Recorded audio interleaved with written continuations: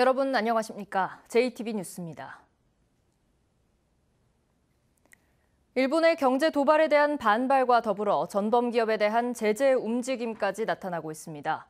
전북도의회는 일본 정부에 대한 규탄과 함께 대일 교류의 전면 중단을 선언했고, 전북 이통장연합회는 하나가 돼 우리의 저력을 보여주자고 목소리를 높였습니다.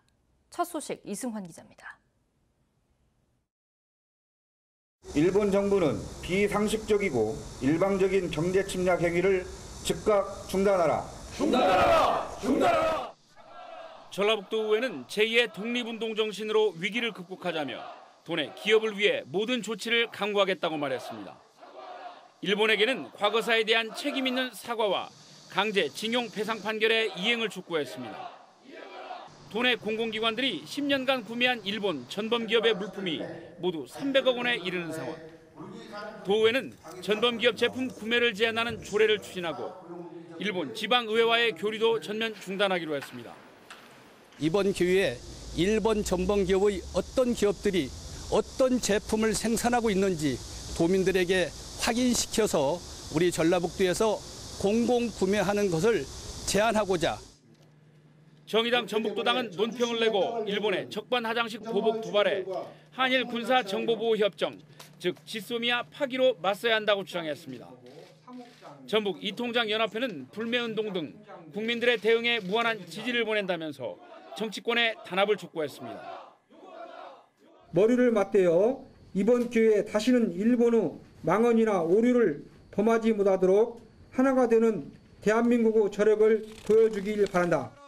일본의 경제 침략이 우리에게 만만치 않은 고통과 인내를 요구하고 있지만 이에 맞서는 의지도 바짝 날이 서 있습니다. JTB 뉴스 이승환입니다. 한국GM 군산공장에 대한 정부 대책 가운데 하나가 중고차 수출단지 조성입니다. 군산항에 대규모 중고차 수출단지를 만들어서 지역 경제를 다시 살리겠다는 계획인데요.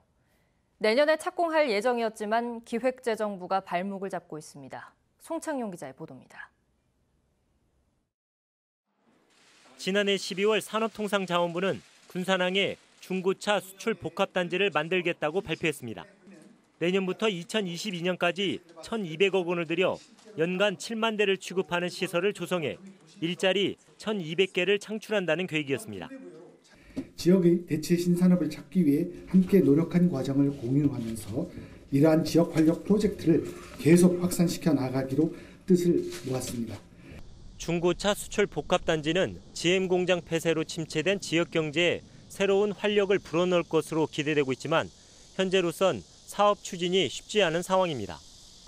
내년도 국가 예산을 심의하고 있는 기획재정부가 이 사업에 부정적이기 때문입니다.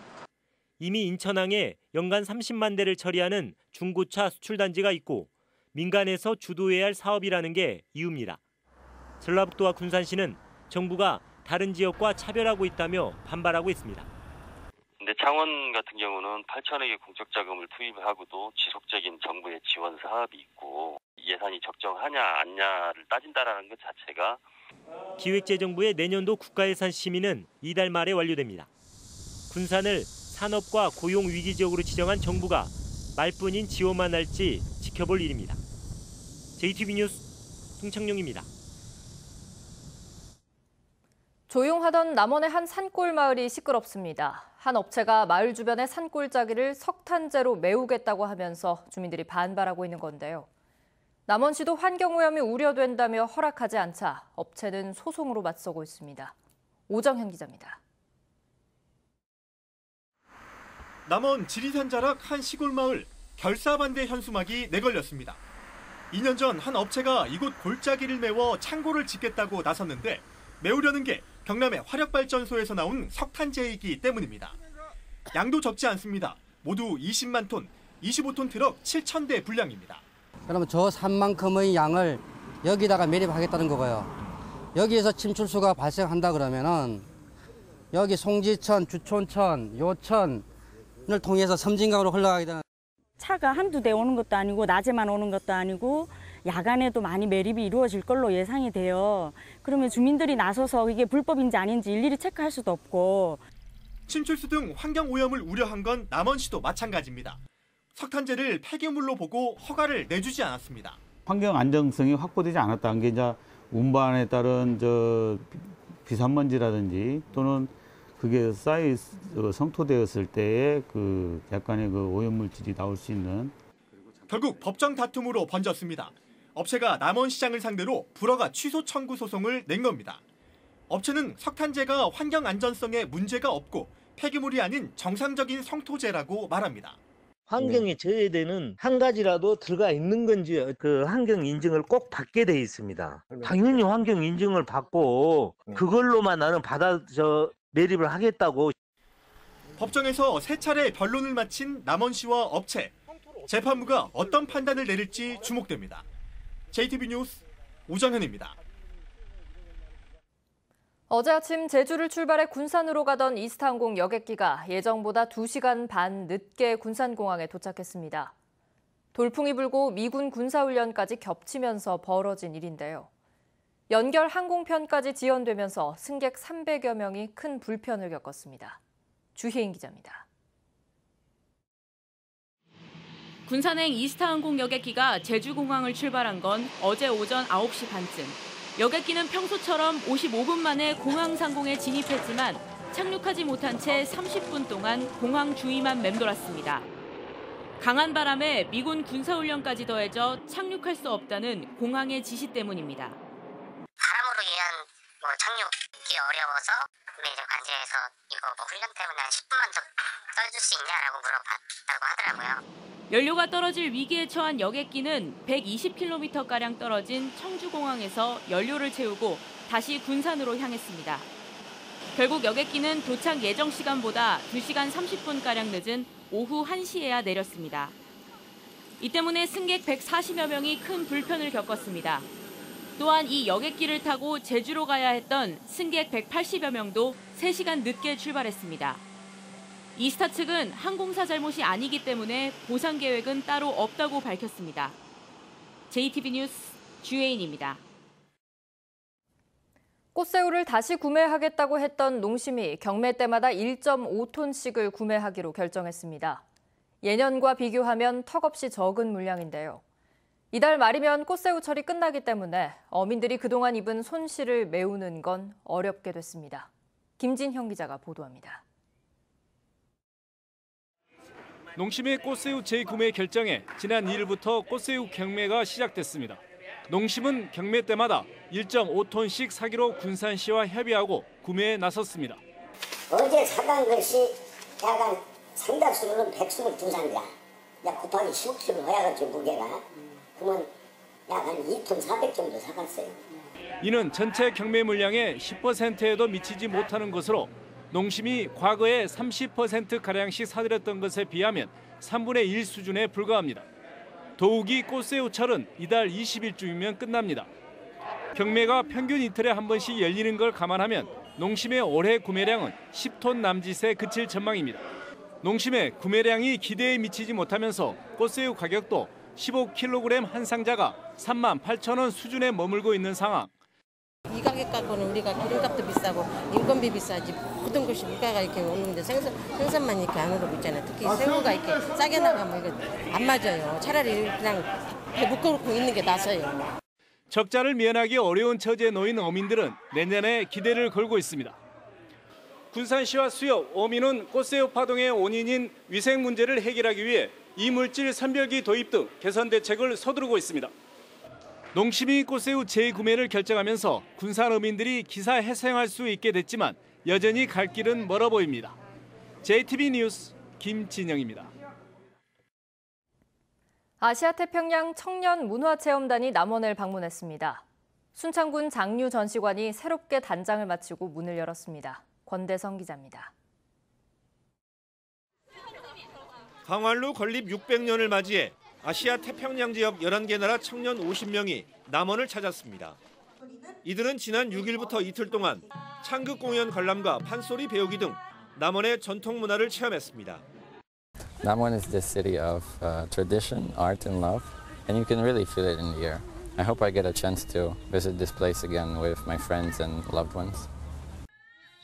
제426주기 의암 준원계 추모제가 장수군 의안면 농계 생가터에서 200명이 참석한 가운데 열렸습니다. 참가자들은 일본 정부의 경제 보복 조치를 규탄하고 일본 제품 불매 운동도 선언했습니다.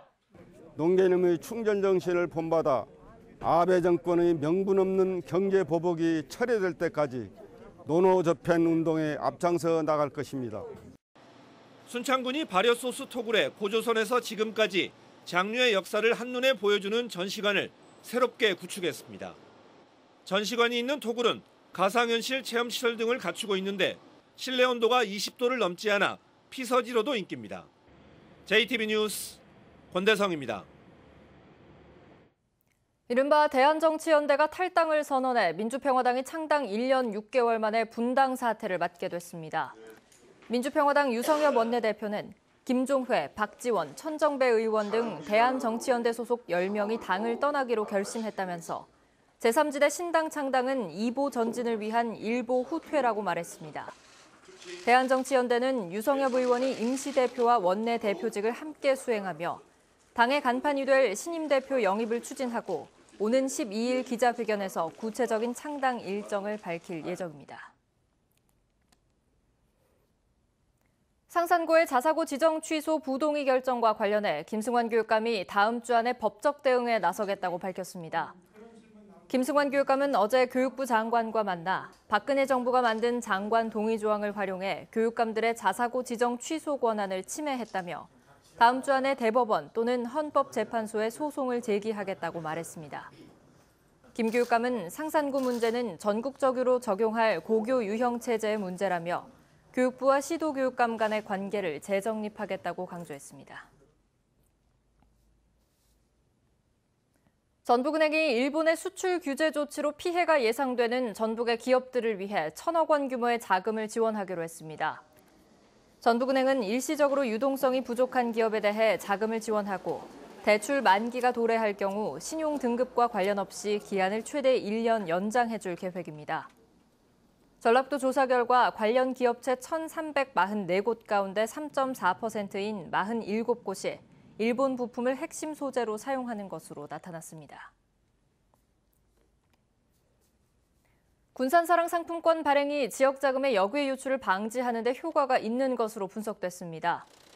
군산시는 지역 금융기관 32곳의 여수신 내역을 분석한 결과 전월 대비 수신 비율이 2.4% 증가했고 지난 3월까지의 수신고도 지난해 같은 기간에 비해 4천억 원이 늘었다고 밝혔습니다.